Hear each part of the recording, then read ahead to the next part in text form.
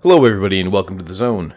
So today I have a part 1 of a 2-part series where I will be ranking factions out of the Stalker series. These factions are the canon ones, so no sin, no extra ones here and there. We're just doing the main factions. And these factions are going to be ranked today on their goals and how well they completed those said goals. So this was suggested by a few different patrons and people on my Discord channel to go along with another video I have coming out next week where I autistically analyze the combat effectiveness of each faction in an all-out war setting. So keep your eyes out for that one. But today, like I said, we are going to just cover what factions have the coolest goals, which is completely arbitrary, and how well they complete those said goals. So starting off, we're just going down the list here, and we have Duty, which is the faction that is dedicated to protecting the world from the zone itself. So Duty has boasted many times that their goals are to keep the zone from expanding and to combat the mutants and whatever other threats emanate from it. Which is, I mean, it's an admirable goal, for sure. They fear the zone and really don't like anything that comes out of it. So I would say that their goals are quite noble. I would say they make sense, and anybody who would spend time in a place like that would probably agree that it needs to be stopped from expanding so the rest of the world doesn't turn into, what the exclusion zone is. So I would say that's very noble, but the problem with Duty is that, generally speaking, there are factions that do it much better than they do. There's a bunch of memes about Duty just shooting mutated animals, and these include dogs and boars for the most part. And I'd say it's pretty real. They do some work here and there, but by and large, they really don't do too much to actually obtain their goals. I mean, they recruit a lot of people, they patrol, but by and large, they haven't done much to stop the zone from expanding. So I'll give them a B. I will give them a B for completing their goals and their goals themselves. Moving on to the Monolith. So Monolith, I wouldn't say Monolith themselves have goals because they are brainwashed, as we all know.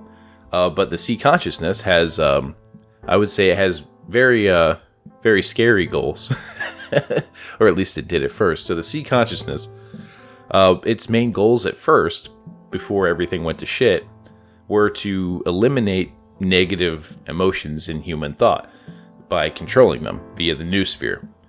So their goal was to simply turn people into, peace-loving hippies, I guess, with the Sea Consciousness controlling the entire planet and guiding humanity. Now, while on paper that probably sounds like it could be a good thing, that would definitely be a removal of basic free will from all people, so that kind of sucks.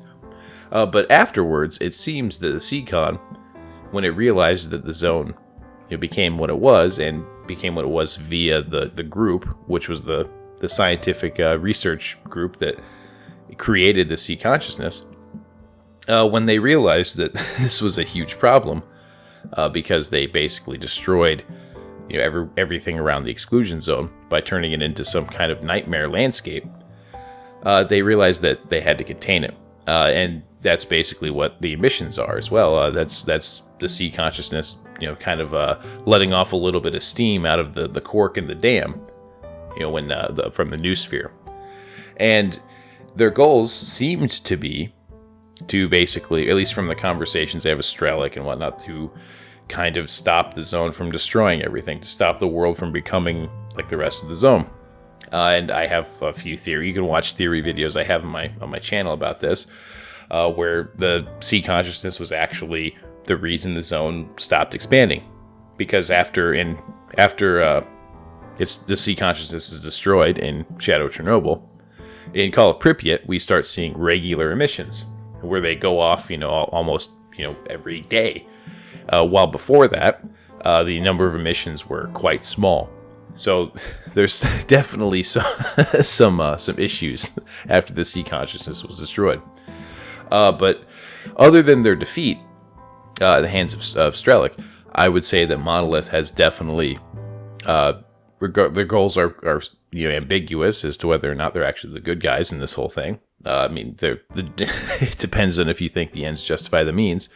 But they definitely have done the most to actually obtain their goals, aside from the loss that they received by the hands of Strelick.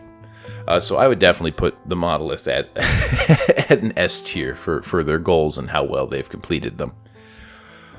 The military. So the military is definitely going to be one of the heavy hitters on my next video, as far as the combat effectiveness and their ability to wage war. But from what we see in the military, especially in the games inside of the zone, they do a pretty piss poor job. Their main goals are to simply stop people from illegally entering the zone.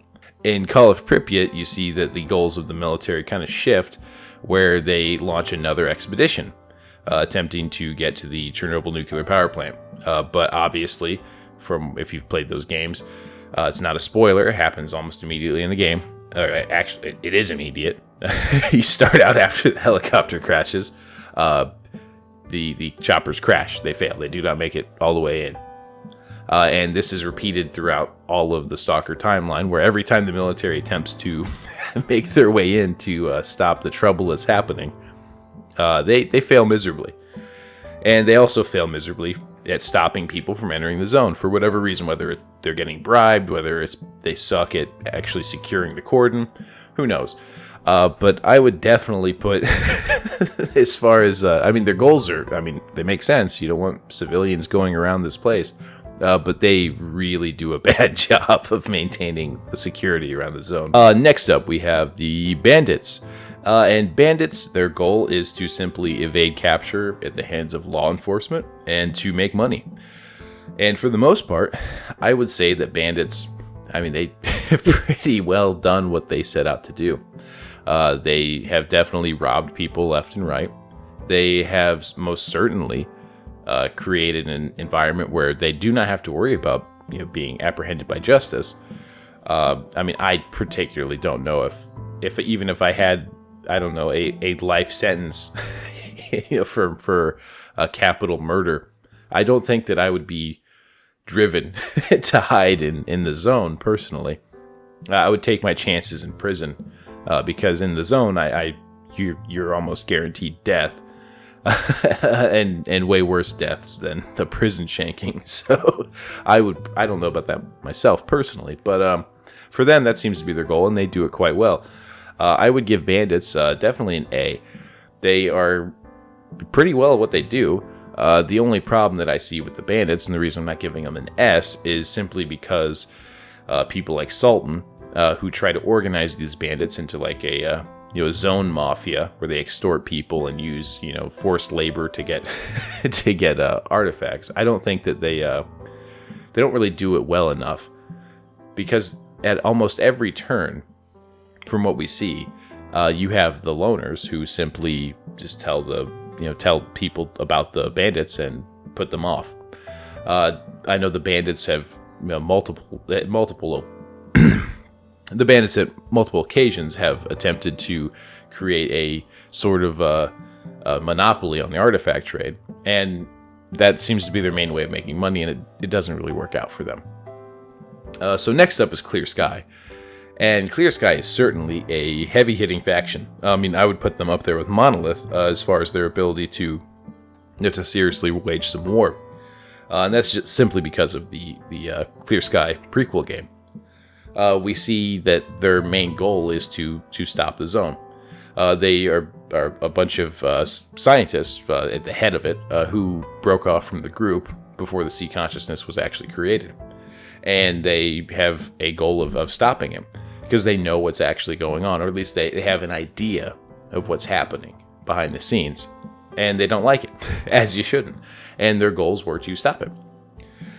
And for the most part, I would say that they did a damn good job. The only thing that they didn't really anticipate was the sea consciousness being able to summon an emission at will.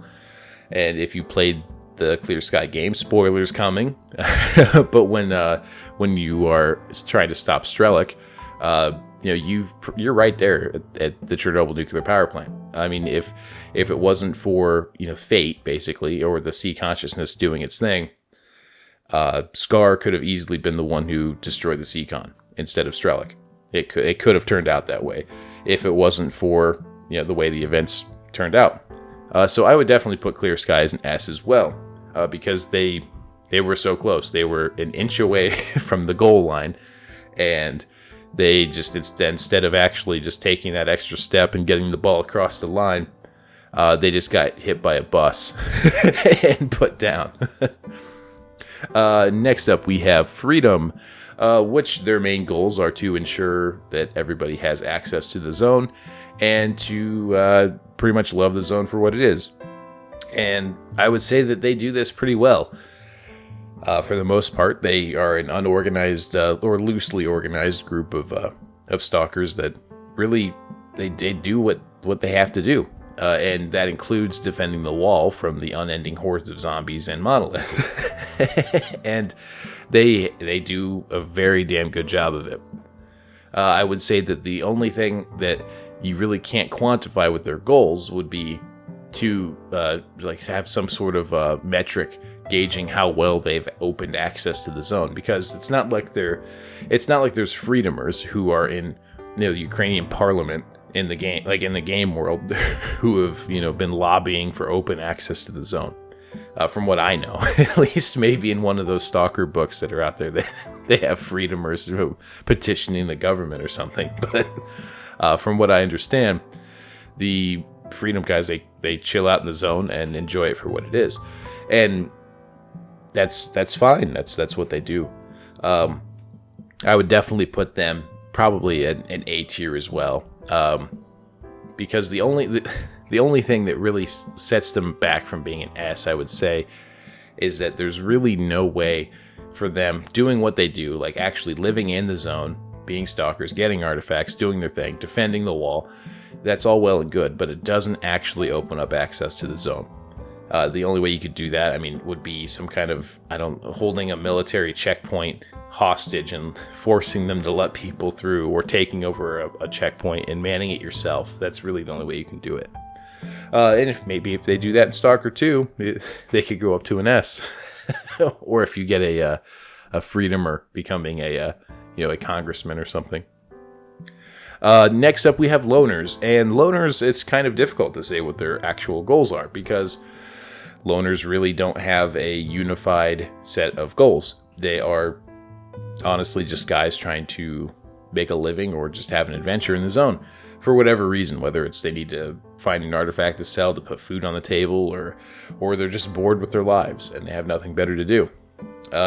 So really, there's no way to really quantify it. But for the most part, I would say that you can't really have a faction that doesn't have goals suck at the goals. So for loners, I'll give them a C.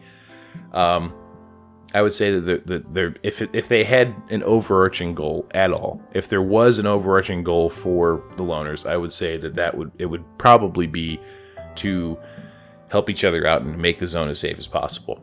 And do they do that? Not really. But it's not really an organized system anyway. So I will just put them as a C for now. Next up, we have the Mercenaries, which again, I wish I knew what they were doing in the zone. The Mercenaries themselves, they're there to make money. And I'm sure they make money in the zone because they're being paid to be there. But as far as the actual faction's overarching goals, no one really knows. We can theorize that it's a Western government trying to either stop the expansion of the zone or maybe expand the zone, who knows, or just trying to research it and figure out what it is so it doesn't happen in the West somewhere. We can't really know, and for that reason, I'll give them a provisional C. As far as an individual mercenary, I would say that it's probably an S tier, because as long as you're there, you're getting paid, and that's your goal. But if you have some kind of overarching political motivation to do this, or an ideological one, I don't know what that is, and I don't know if you suck at it. So I'll have to put you in the C. Next up, we have the Renegades, the Scorpion Bros. And they, again, really don't have an overarching goal that I know of. So the Renegades are simply bandits that did not want to be under Yoga's yoke in Clear Sky. The Renegades have basically just simply wanted autonomy. They're not really even an organized unit. It's more like the Loners, where they're loosely organized by, not wanting to be under Yoga. So these guys, again, I mean, I'm going to put them at a C, because I would imagine that their goals are similar to Bandits, where they simply want to evade capture by law enforcement and make money. That seems to be their goal. They don't really seem to do that too much, because they kind of they just kind of exist in Clear Sky as an entry level opponent for you. It seems like there's really not much depth to them. But again, this could maybe in those books, that are all in Russian. Maybe they have some overarching plan or goals or organizational structure, but that's not what we see. So I've just got to give them a C, which is, and to clarify, C is not you necessarily suck. You're not the military. You're not failing hard. It's just I don't think you really have one. You're just kind of there. Individuals, I'm sure, have goals within this, but the organization itself, meh. And ecologists. So ecologists, scientists, as the name suggests, they are there to study the zone and to make any scientific developments that they can from it. They are state sanctioned, so they do have the backing of the government, where they will take artifacts in and out, mutant parts in and out of the zone. They receive funding. They get protection from government agencies, and generally they seem to be doing a good job of what they do. So their main goals are simply to research, and by and large they carry it out quite well. The only thing that I would say kind of stops them or hinders them is their lack of combat effectiveness, which, as we can see in like Clear Sky, and as we can see in Shadow Chernobyl. Kruglov, he's not too hot of a combatant. He's kind of just at the mercy of the player, whether or not the player is going to help him. And I would say that doesn't really hinder their ability to do research, but having a very short life expectancy and an inability to combat threats really limits what you're able to research. You're not going to be able to mount an expedition into Pripyat alone without backup from another faction. And for that reason, I will give the Ecologists a B. They do their job. They do definitely research stuff, but without the help of other factions, without enlisting other people to help them and guide them, they really couldn't do it alone. They're not soldiers. They're simply scientists, and that's just the way it is for them. And this will be the end of my short little tier maker list for the nobility or coolness factor of the faction's goals and how well they complete those said goals. And thanks again to the patrons who helped me out, Chernobyl Wolf, Templar, and Arch, as well as the other guys on Discord who helped me come up with this idea. And be sure to stick around for part 2, which is coming up next week, and will be a lot longer, a lot more rigorous as far as the argumentation. This one is quite arbitrary, as you can see. And feel free to tell me in the comments what you guys think as far as your rankings, because it's definitely arbitrary and it can be argued for sure. There is no set in stone answer. Until next time, guys, I'll see you in the zone.